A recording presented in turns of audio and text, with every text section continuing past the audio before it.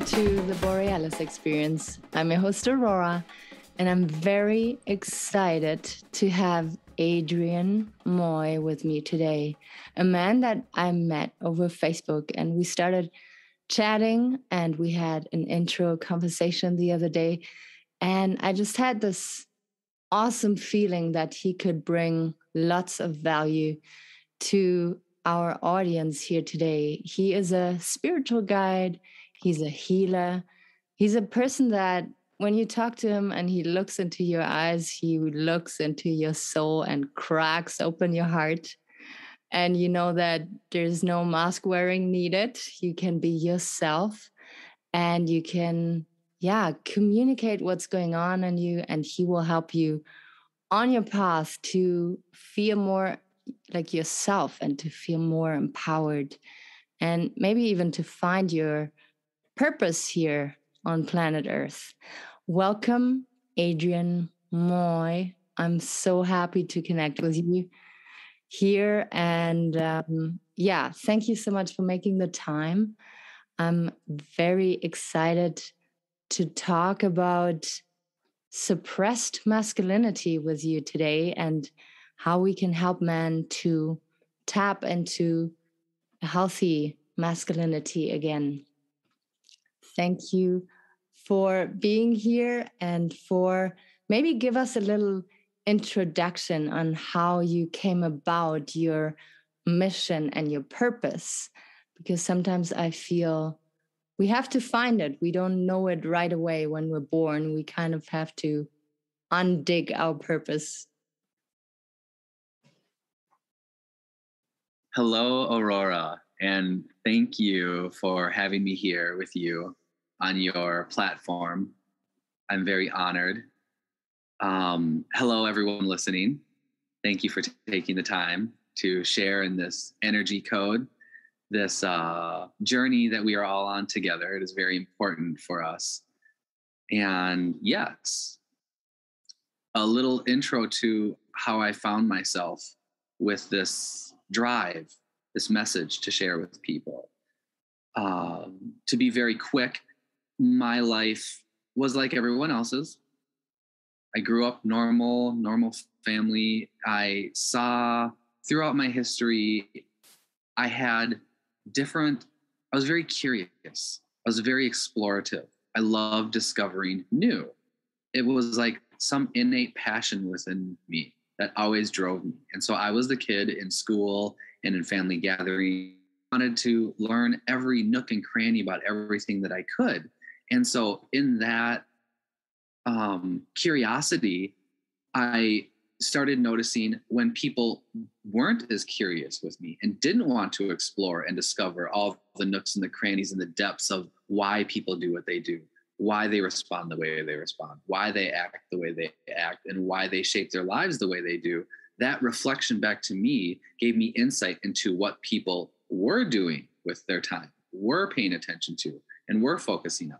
And so it was like I was sitting back watching psychological dance amongst all the people, like I was watching a play. And so when I realized not many people wanted to be there with me in this self-discovery, I took a seat and watched it unfold and let it explain itself to me. In that place, it's like Neo in the Matrix. I started seeing the code of how people interplay with each other. And for my own self-discovery, I also paid attention to the things that I valued and I loved and I wanted in my life. And so, of course, I'm going to want to cultivate these things in my life. In my desire and my adventure of discovering these things for myself, I found there was much resistance to it. Not on my part. I did have to learn my audience and know how to discover my own self-boundaries and learn to pay respects to other people's boundaries. But I also noticed how much people didn't pay respect to their own self-boundaries. And there again, I am now sitting in the audience watching the story play out. And now I'm paying attention back again to why people let their boundaries get crossed. And then so for me, in this mind state of curiosity, discovery, and exploration, I ask myself, where does that come from? Where does that stem from? What is the root of was. Let's go right to the core history and how that became the active dynamic, whether people were aware of it or not, or if they were, and why they settled in the place that they were at. And that is where I got great insight and helped me navigate my own experience to the interactions between the male and the female. And then, so before I go further into my insight and perspective on that, was that a fair intro to how I got here with you today? Oh, yes. Like exceeded my expectations. That's wow. So very observant child and very intelligent and sharp child and noticing what's going on and yeah, describing it like I feel I see right now happening, like the huge gap between men and women, lots of tension, lots of mixed messages, lots of suppressed emotions, lots of fear. And this is why I'm so incredibly excited to have you talk about this, because I feel you can help us understand why men would suppress their feelings so much and how they can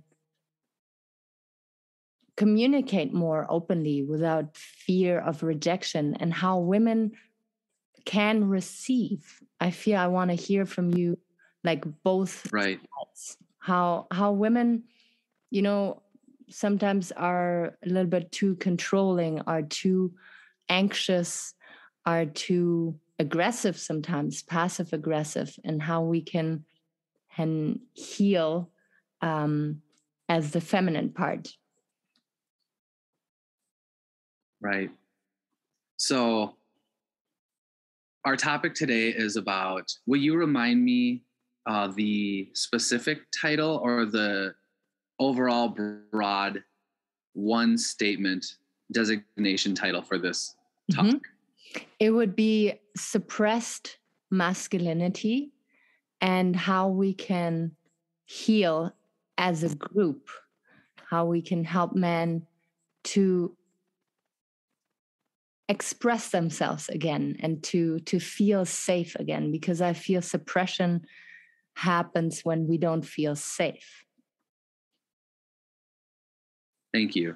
And the reason that I asked for that description from you as far as the title of our topic today was just to kind of recharge myself on my focus.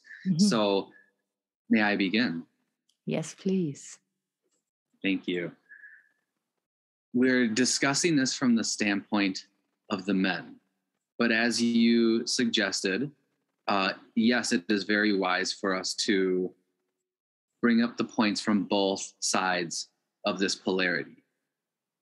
As above, so below.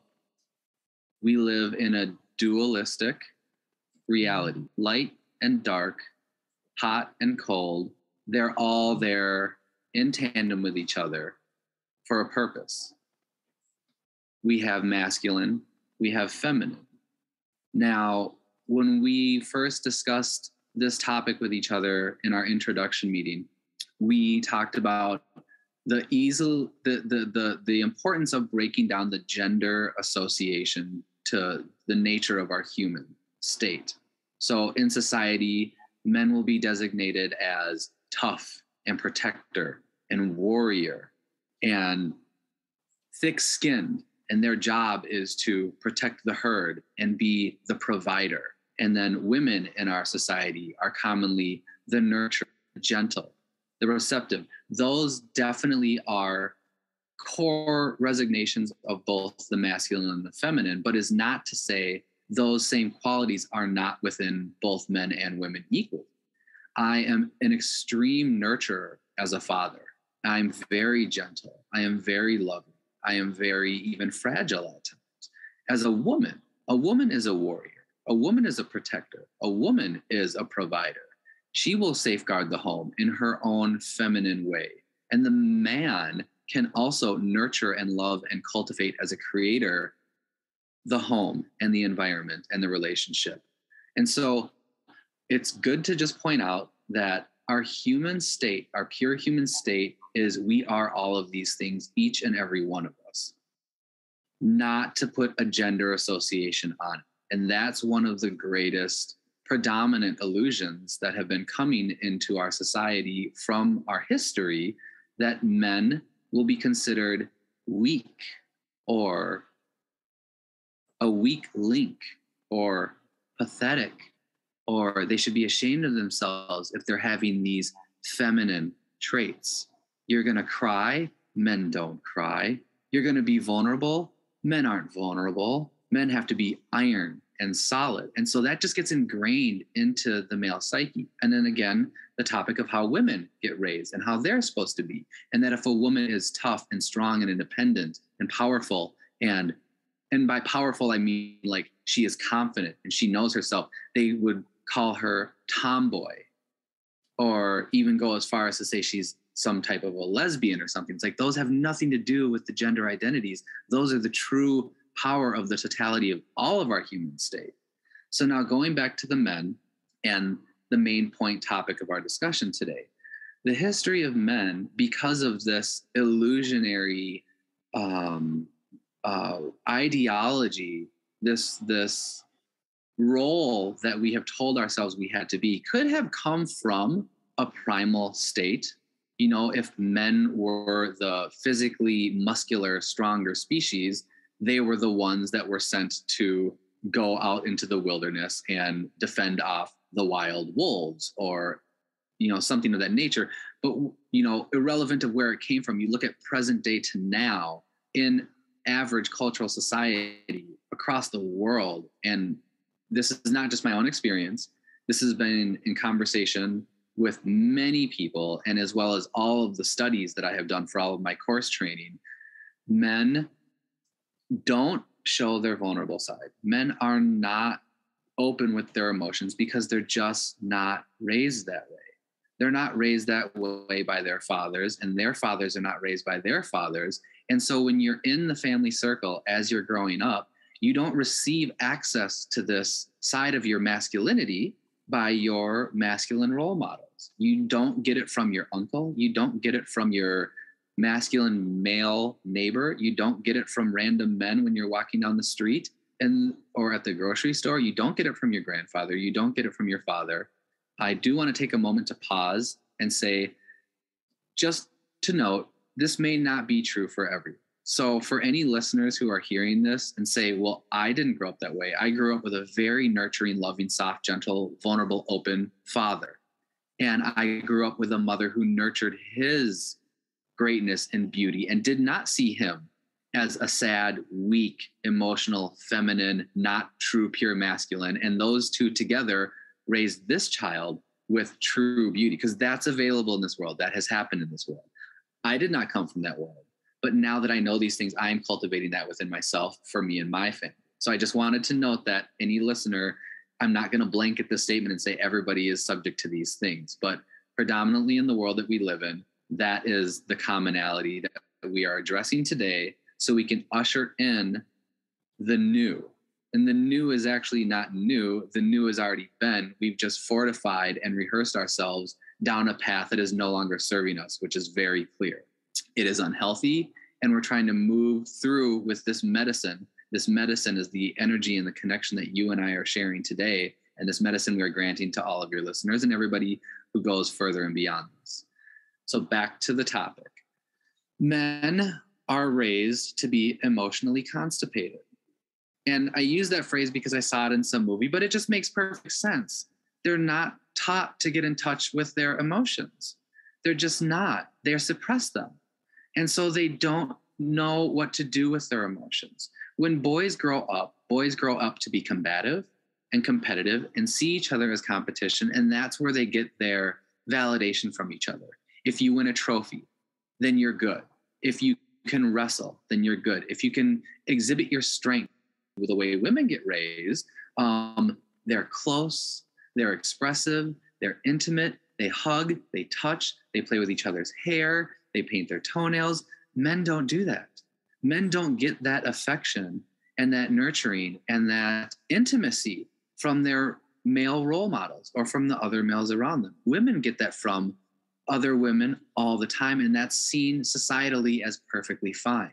But the minute a man shows up for a young boy in any intimate encounter or affectionate encounter, and this doesn't have to do with touch, but it can do with touch, it's conceived as either pedophiliac or gay. And that's where the homophobic fear comes into play. And that's where those fears come in. And so wherever this stemmed from, men as fathers and parents and uncles and grandparents shy away from their heart feelings toward the younger male generation. And so as time progresses, the young males grow up not knowing what beautiful, healthy male affection looks like. What does beautiful, healthy male touch look like? Not it being seen as sexual. Of course it can. If a man is or let's say he's rubbing his son's chest for therapy, or rubbing his arm, or hugging him, or nuzzling his face into his shoulder. If a man does that with his daughter, I see that there is a certain point where some people are like, ooh, that touch looks a little creepy. Now, if that was never that father's intent, it is other people that will project that out there. And then with that projection, whether the daughter or the father even are thinking about it, they'll feel other people's projections, and then they'll start second guessing themselves. And so these projections come into our lives, and they affect our true, pure, beautiful, healthy nature with each other, our nurturing, our affection. Now, we also need to address the point of why those fears are even there, because those predatorial or pedophilia or sexual lusting encounters have happened in our world. Women have been raped and molested and physically and sexually abused by men in their life, whether it was from a stranger or a neighbor or a father or an uncle or a grandfather. Those things have happened.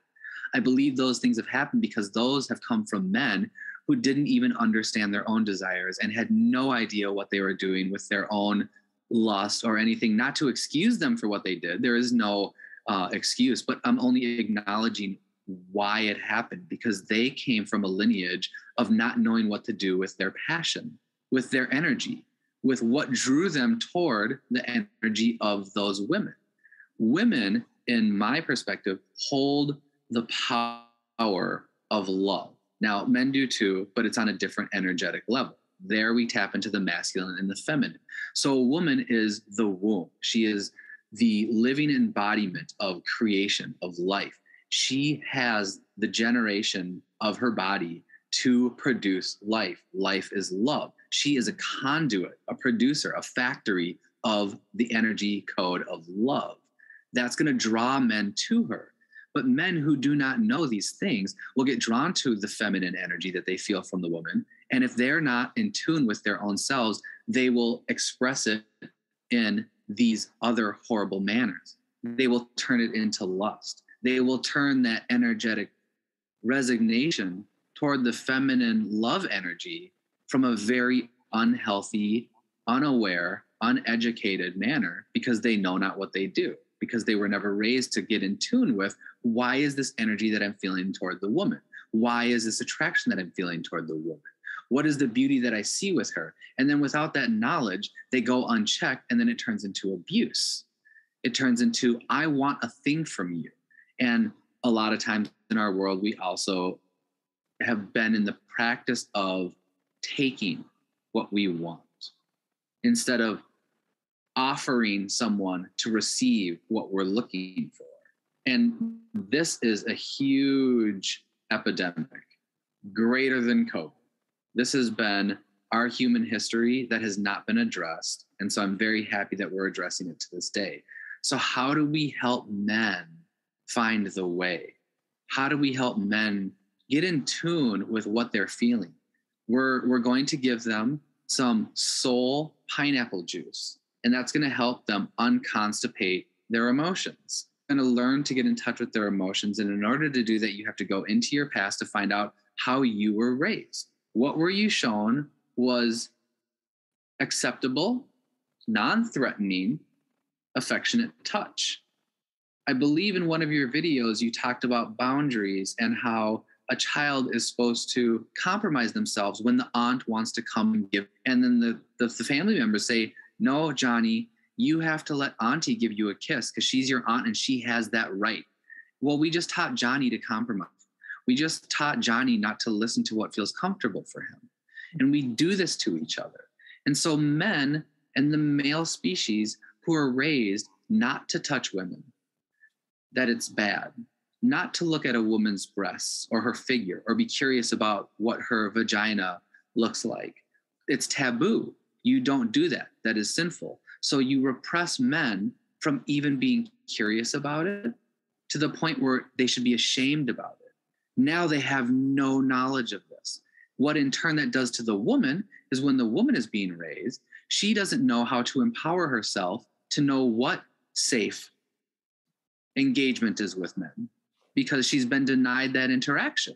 She's no longer even receiving it. So now you have boys that are being raised, young men who are being raised that are taught not to think about women in an attractive manner.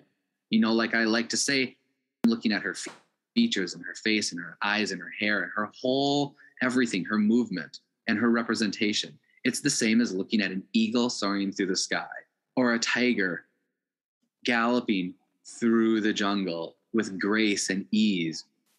They're beautiful things. Why are we teaching ourselves not to look at things that we find beautiful? So we're raised that way, and men don't know how to approach women, and women don't know how to be approached by men. And then you fast forward onto the playground at school, and men do what they do to women, what they are taught to do with boys. They hit, they slap, they pull on bra strings, they pull hair. That's what they are taught. And women are like, ew, why are you doing that to me? I don't like that. Because the boy doesn't know any better. He does not know how women like to be approached. He doesn't know what's healthy. And women don't know how to tell boys what's healthy because they were never taught or empowered as a young girl what affectionate touch is from the masculine and how to empower the female self to know what is good for her.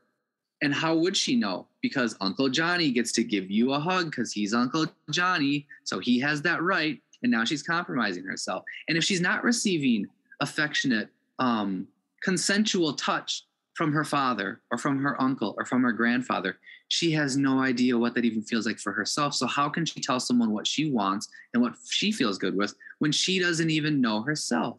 It's a foreign world. Now we're going to go further into high school.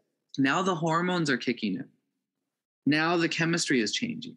Now it's not turning into just attention from the opposite sex or companionship from the opposite sex or curiosity about the opposite sex. Now it's turning into a desire for the opposite sex. Now boys and women start paying attention to the smell of each other's pheromones and the power of their eye gaze and the illustrious sensation from when their skin happens to graze upon each other. Now it's doing something internally with them. And now they're very curious. And now they're going to start going against the grain of what they were told was taboo because there's that gravity there. There's that human nature within us that says, no, this is supposed to be available for you. You've been denied it by your predecessors, but your curiosity will always win the day, as we know how high school works. That's how it is. So in high school, kids will find ways to explore their world. If they have to lie to mom and dad about where they're going, or if they find little pockets in their day sometime on the schoolyard where they can hide under the bleachers or go in the bathroom. And then when you put them in this environment and they do not have a healthy, educated awareness of what is appropriate and available and beneficial for the masculine and the feminine energy to communicate with each other without crossing each other's boundaries, what you're left with is men overstepping their boundaries and women letting their boundaries get overstepped, and none of them know the wiser. Now women are being taught, this is how men will interact with me. And now men are being shown by these women, allowing it to happen, this is how I approach women, and this is what they're allowing to happen to them. And so then the man gets his way. The woman thinks that is the way to let the man get his way because she is attracted to him and she wants to keep him in her life. She wants to nourish it. And so she will allow herself to compromise her boundaries because she still desires to have attention from him. And so her value on his attention is greater than her value on her own self-worth. But she doesn't even know she's doing this. Now we're going to fast forward through college, And now you're in college and you're living away from your parents. Now you start having the freedom to craft your schedule. Now you're dating more than you were in high school. You may even have your own apartment. You may even start seeing a man, but you're still stumbling around in the dark with that old habitual pattern of this is what men get to do to women, and this is what women should allow men to do to them because they want to keep the attention. They want to keep the relationship, but they're not discovering where their values lie and where they're compromising themselves. Even in relationships who are still approaching their woman with the right to their bodies. It is my right as your partner to have access to your body. And women will shut down eventually. We've heard it all. I can't do that tonight, honey. I have a headache. I can't do that. You know, women will come up with excuses to avoid it. That's not to say that they don't have good sexual loving relationships, but have they cultivated it to the point where they're actually honoring each other? Like when a man is in the kitchen with his wife or his girlfriend and they're at some party or something and he spanks her on the butt. Do you even know if she appreciates that? Have you ever had that conversation? And has she ever told him not to do that? Sometimes those little small things happen and we don't pay attention. They're very subtle. They're very slight. It is not how women want to be approached, but they've never had the voice to say it. And the voice that they usually come out with it is what you touched on earlier, where they become rigid and cold. And then they turn the pendulum to the other direction. Now they don't even want a man in their life. But that is not because they don't want a man in their life, but it's only because the historical man that has showed up in their life has never been anything close to what she actually wanted. And so her answer to her is, I'm going to protect my sacred body. I'm going to protect my sacred space. And that means I need to cut the man out of my life. Now women have put up this giant wall around that because they don't know how to be a powerful woman and teach men what the men don't know. Now, it's not a woman's responsibility, especially if she's coming from a place where no one taught her how to do that and how to in turn teach the other men. It's both of our jobs, both men and women, to now recultivate where we've been led wrong, where we've been led astray, or how we weren't even led for that matter, and we stumbled in the dark, to now discover, how do we show up for each other healthy? How do we show up for each other compassionately? I do want my counterpart in my life. It doesn't have to be just in a committed singular relationship. I should be able to have feminine, female counterparts in my life on various aspects, from friends to sisters to mothers to neighbors to female strangers, and do it in a healthy manner, as well as a lover or a daughter or a niece. Same with the women. They can have many male engagements in their life, but when they're constantly being onslaughted by this ever-flowing, almost drowning tidal wave of it always going to a sexual level, women are just shutting down. They don't want it anymore. And I love that. That is good. That is healthy for our community, for women to stand up and say, enough. No, we are no longer going to be your predator. You are no longer your prey. So the masculine energy that has been sweeping over the history of our species is now finally women are empowering themselves to say, if this is what it means, I do not want that in my life. I would rather constantly be bombarded. Now, going back to, it is our job to learn where we need to show up for the women, to allow them to let down those borders, to allow them to take off that armor. But there is no way they're ever going to do it unless you show them a man that is different, unless you show them a man that is what they actually deserve. I have become one of those men. It is my nature to be one of those men. I am honored to be one of those men. And many times in my female encounters, they're very shy and hesitant to even believe that I am real. They're just waiting for me to spring the trap. Like, he's saying all the right stuff. He's touching my heart. He's got me open. I am prostate laid out, ready to go. But hell no, because I have all the red flags, because this is way too good to be true. And to them, I say, no, it is not too good to be true. It is true. And if you deny yourself the availability here, that is your choice. That is how far your traumas have taken you. And I am not going to be one to push. I'm going to be so true that I'm going to let you make your own path. I'm going to honor you, woman, and let you continue to live within your armor, within your borders. And if that is where you feel comfortable and that is where your life is destined to be, so be it. But I'm going to still be here and be available for any moment in your life when you think otherwise, and show you a real man, a man that you can hug, a man that you can sit and talk with, a man that you can be girlfriends with. I'm going to use a little expression, girlfriends, because the power of the girlfriend with each other is so beautiful. And I remember growing up looking at that and I was like, I want that with women. Why don't women girlfriend out with me? I want to kick it some night and drink some wine and paint toenails and watch movies and talk about all the things that we've experienced in life together. Why don't I have access to this? Why is it because I have a cock and a masculine body that I'm excluded from this club that looks so fun? And I watch them laugh and dance and play. And I'm like, I want that. Well, I'm not getting that from my male counterparts, because men don't do that. Men bro force out in a whole different manner. Now, the bro force energy is super awesome. And the bro force energy, I've even seen some women looking at the bro force energy and they're like, well, how come I don't get to bro force out with the bros? They have so much fun and look at all the fun they're having. And a lot of times women will even look jealously at men. I've been in relationships where women get jealous when I'm hanging out with my buddies, because they're like, they feel left out in that place because they can't, but it's like, it's different energy. So we can build a bridge between these divides, and we can share who knows what they're doing, who's aware of their emotions, who knows what their intentions are, and literally, honestly, purely wants to create a space where I see you, feminine goddess counterpart. I love your feminine energy. I do not need to have sex with you. I would love to be in relationship with you, and let us share our feminine and masculine energy together for just that sake and that alone. Now, if in that interaction, those two wish to go further with touch, they can go further with touch and affection and comfort. Still does not have to go into a sexual arena. Sexual arena needs to be cut out of this equation. Many times people misconstrue sex for love. Love is not sex.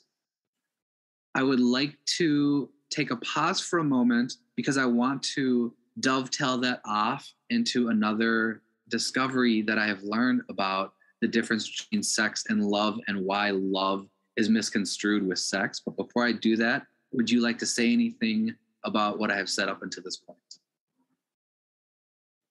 Thank you so much. I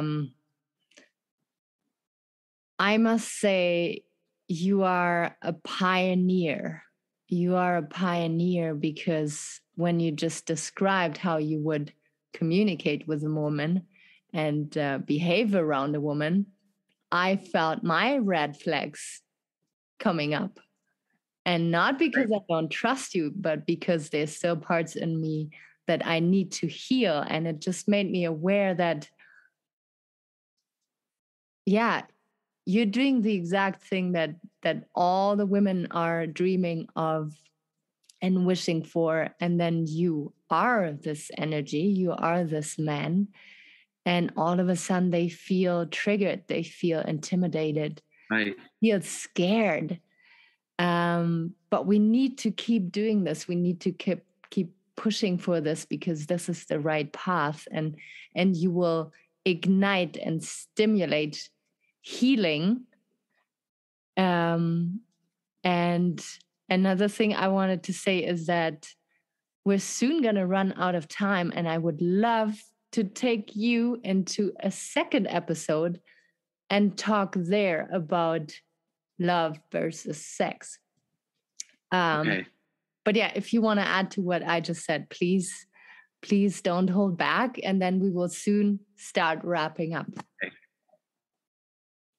Excellent. Thank you for that cue. And yes, I did. So let's turn a different episode to that other dovetail thought. To what you just said, yes, I want to say, why do the red flags come up? When I'm presenting myself as the actual thing that a woman would love to have in her life, that does not have to go into a committed relationship, that does not have to go into a sexual relationship, but just to be a man in her life, to let her receive genuine, healthy, loving, masculine energy, and to have that friend in her life, the red flags come up because there are men who do what I do, not necessarily the way that I do it, but they give the woman the promise of safety and a safe place. And they use that as a tactic to lure them in to do exactly what I said. The woman is waiting for me to do that because they've learned in order for them to get what they want from a woman, they have to create that comfort for her. They have to create that sense of being able to release her tension and to open up and to feel safe. And so it is that unfortunate history that we come from that is a very true thing. And that is why the women believe this guy has to be too good to be true. There are women that I open up with that fall in love with me, that suddenly want to couple up with me. And I have to pull them back and say, okay, no, my dear, I apologize. If you feel like our engagement is about to break your heart, that was never my intention, and that is not where I ever meant to go. And I made that clear many times. But understand, it is not your heart that is breaking if I don't want to receive the offer of you saying you'd like to be in a committed relationship with me. It is you feeling like you lost something, but you're not going to lose something with me. I'm not going to go away. Just because we don't go into a committed relationship and just because we don't have a sexual, romantic, intimate relationship doesn't mean the love that you feel from the connection that we just shared will leave. And that's where I want to teach people how to keep the sex and the committed relationship. Like, you're my partner and now we own each other. I want to keep that out of this entire realm. I just want to focus on how men can get in tune with their masculinity on a very knowledgeable, wise, intentive, active level, to learn themselves, to show up for the women, to help the women show up for themselves so they can show up back to the man. So it's a reciprocal energy. I know we're getting close to the close and I want to sneak this one in really quick. To me, a beautiful, loving, nurturing woman looks like this. She's walking down the street. A man cat calls at her, "Hey, baby, like your body. I want to get with that." A benevolent, empowered goddess would walk up to that man and she would say, "Oh my goodness, thank you, kind sir, for the compliment. I appreciate that, how well you see my beauty. But let me tell you, your type of engagement does not feel healthy to me. And I would love this opportunity to show you how I would love to be approached if you would like to express your attraction to me." And if a woman did that to a man, she would hit the e-brake on him and he'd be like, "Whoa, wait, what's going on? No, I was just trying to," and she'd be like, no. And he would almost want to shrink away and she would grab him and be like, "No, you wanted my attention. You have it. Let me show you, young child. I want to show you the way. Let me show you the power of the woman." And then he'd be like, "I don't know what's happening here." And that is the empowered woman who will have the confidence and the fearlessness to be like, "Oh, hello, man. Let me show you masculinity. Let me show you what healthy relationships look like." That is an empowered world. That's the world that I want to see. Instead of a woman feeling like she needs to pull out her shield and her sword and either run away or slice him across the neck and kill him. Yes.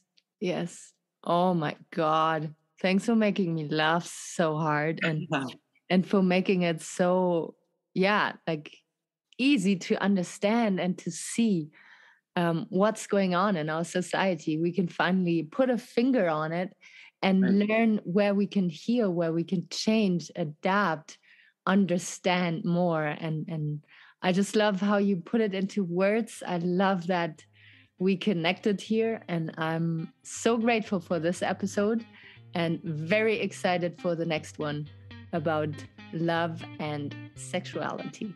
Thank you so much.